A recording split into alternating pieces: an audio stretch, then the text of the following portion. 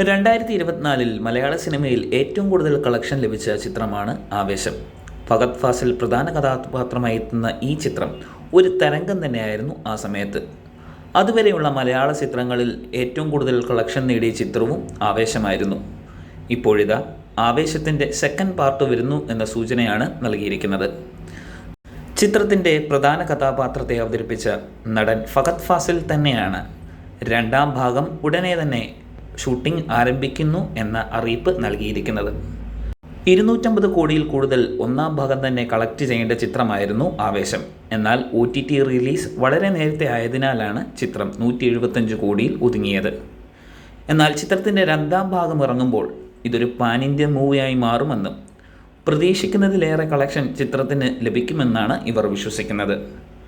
ഇലുമിനാണ്ടി എന്ന ഗാനം കേരളത്തിൽ മാത്രമല്ല ഇന്ത്യയിലൊട്ടാകെ ഫേമസ് ആയതാണ്. അതിനാൽ തന്നെ ചിത്രത്തിൻ്റെ ഹൈപ്പ് ഇപ്പോൾ തന്നെ നല്ല രീതിയിൽ വർദ്ധിച്ചിട്ടുണ്ട്. ചിത്രം രണ്ടാം ഭാഗം ഇറങ്ങുകയാണെങ്കിൽ നല്ല രീതിയിൽ കളക്ട് ചെയ്യാൻ പറ്റുമെന്നാണ് നടനും അണിയറ പ്രവർത്തകരും വിശ്വസിക്കുന്നത്.